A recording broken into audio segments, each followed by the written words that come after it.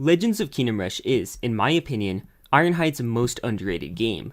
Until it can be enjoyed on any platform other than the Apple Arcade, I don't expect it to get the recognition it deserves. But that doesn't stop me from wanting to talk about it endlessly, and I really mean endlessly. So to avoid rambling for hours, I'm just going to pick out the 5 heroes that I think would make for the best additions to this game. The heroes I choose for this list are going to be based on how fun I can imagine them being if they were implemented into the game in a realistic way. Realism is crucial here, because otherwise, I could just imagine every hero being as fun as possible, making the entire list moot. Also, I like to secretly hope that I can inspire at least some of the future content updates for this game, but that's not my main motivation to make this list. Really, I just want to gush about how cool it would be to get to use these heroes and legends with their hypothetical playstyles. So, without further ado, let's begin. Number 5. Bolin Forest Slayer. Yes, really. I know that Bolin is a laughingstock in the tower defense games, but that has no bearing on his potential in a new genre. As of right now, the only specialist characters we have are the Zapper and the Bombardier. None of the heroes and legends are specialists, which tells me that we need more representation of this class. Bolin is a great fit because he embodies the technological nature of the current specialists in the game. I imagine him being able to fire various guns, lay out explosives for the enemies to walk into, and provide support with traps and debuffs.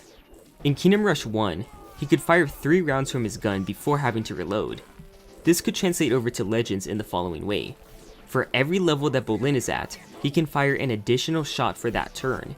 In other words, at level 1, his base attack only allows him to shoot 1 bullet before his turn ends. But at level 2, he could fire a bullet at an enemy, then get the chance to fire another bullet, either at the same enemy or a new one, before his turn ends. Then at level 3, he would get 3 bullets total to shoot with. How cool would it be to distribute damage across enemies? To make it balanced, he wouldn't deal as much damage as Azra, but he would make up for it with the flexibility that aiming each shot provides the player. He could also have a skill to drop mines on free hexes, dealing damage to enemies if they walk over them. Tar Bomb would be a truly unique addition to the game, leaving a pool on the ground that reduces units' movement speed by 1 point when they step into it. It could serve as a great defensive tool that would also give him a great self-synergy, buying him more time to deploy mines because the enemies can't make it to his location yet. The possibilities just keep flowing, so for that reason, Bolin makes it to number 5 on this list. Number 4. Durex. It's true that Legends already has a good amount of Origins representation. It also has a good amount of melee heroes. Implementing Durex wouldn't just add another melee hero to the roster, it would add 3. Yet that's exactly what makes Durex such a good hero to include in Legends. He has the Crystallites ability, which creates a clone of himself that can do just about everything he can do.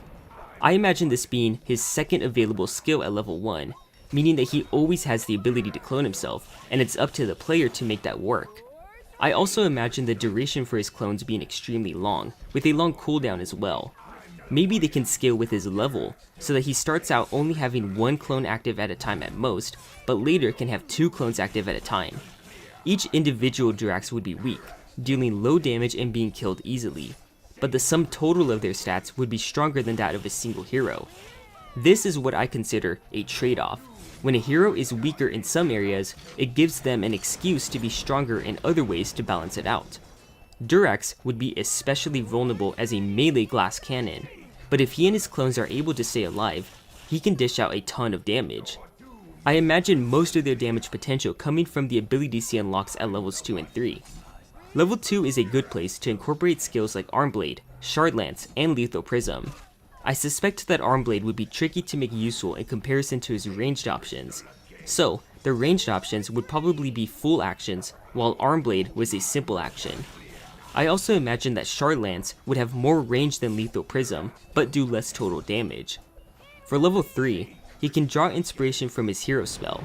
Sapphire Fangs deals 1200 true damage in an AoE, but equally divides the damage. So if only one enemy is in the AoE, they take all 1200 damage. But if 2 enemies are in range, they each take 600 true damage. Doesn't that fit right in with skills and legends? It's the perfect degree of mathematical for this game. One feature he needs to have is the ability to apply stat boosts to his clones too. So if Durex gets a damage upgrade, then his clones will also have the same amount of damage that he does. It would make it especially satisfying to give Durex stat boosts. That's what I'm hoping for the most with any new characters, satisfying playstyles and gameplay options. Luckily for Durex, he has that threefold, which lands him on this list. Speaking of the number 3, Captain Blackthorne. Captain Blackthorne already has the foundation to make for a good hero. He has good stats and nice abilities, but what makes him stand out is his looting skill.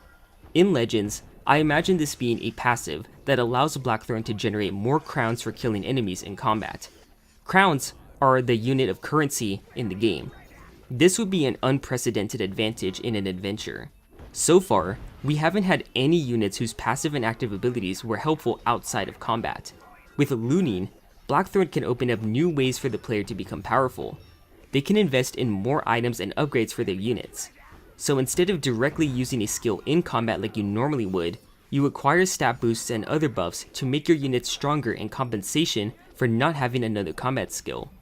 I think this would open up an entirely new way of planning out the path you take on an adventure, as well as getting some really satisfying combos from being able to buff your units more than you otherwise would. Although looting is the main reason that Blackthorne is on this list, he also has the foundation to become a solid hero on his own. Combining melee damage from his sword with ranged damage from his gun gives him a lot of options in combat.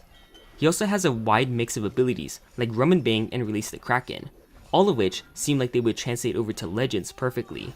I hope you can see why I would be so excited for Captain Blackthorne to make it into this game. If I didn't have Apple Arcade, I would be encouraged to pirate it. Number 2, Deirdre. First of all, I'm probably saying her name wrong, but for some reason it just feels more satisfying to say it this way. That's also why I say GIF instead of GIF. Chances are that I've lost a significant amount of respectability for this, but I was going to get cancelled at some point anyways, might as well do it to myself. Anyways, Deirdre is another hero whose playstyle would be unprecedented in Legends. She would be the first support hero, as well as the first magic tank. A lot of her skills in Frontiers seem like they would translate over well. Wings of Light could provide bonus armor to units, allowing melee companions to tank better. Alternatively, they could give ranged characters the means to tank attacks, opening up new possibilities for them to take risks. And even if the risks don't pay off, she could just heal them up. Consecrate gave towers bonus damage in Frontiers, but it can easily be tweaked to give units bonus damage instead. I like to imagine Deirdre having multiple ways of buffing units, stacking all of them to achieve what I like to call super buffing. If you've ever played Bloons Tower Defense 6, you can stack buffs like Overclock, Berserker Brew, Jungle Drums, and more on a monkey to make it stronger than it was before. Rather than relying on your hero herself to be powerful, she would invest her power into another unit, allowing them to achieve things that otherwise wouldn't be possible. It would make for a ton of new options for every combination of party members you could think of, as long as Deirdre has enough buffs to provide units. Ideally, she would be able to stack all of her buffs with each other. Maybe she could have an increased duration for buffs with each level that allow you to apply the same buff to a unit multiple times at once, giving them even greater total power. The other route you could go with is turning her into a healer. Imagine a level 3 skill that would allow her to cure crippling wounds from party members, or one that could revive a companion who was slain in that combat scenario.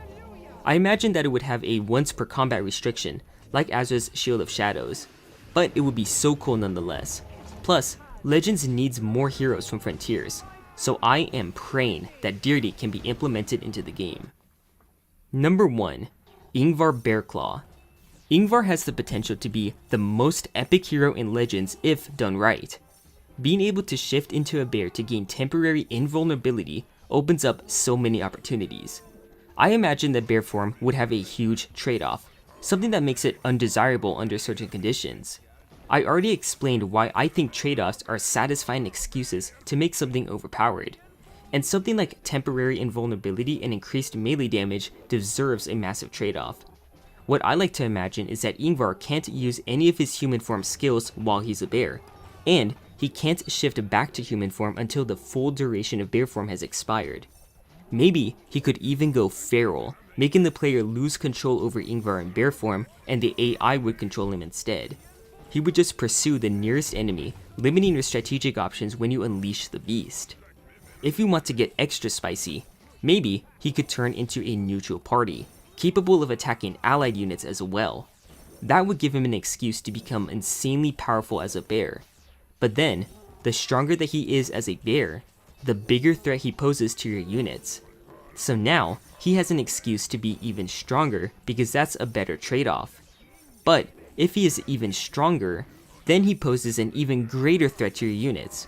So it creates an infinite feedback loop of balancing bear form to make it insanely powerful in the end. I love things like this. Balance aside, the idea of sending a unit into danger without being completely certain of how he will behave once you unleash him sounds really cool to me.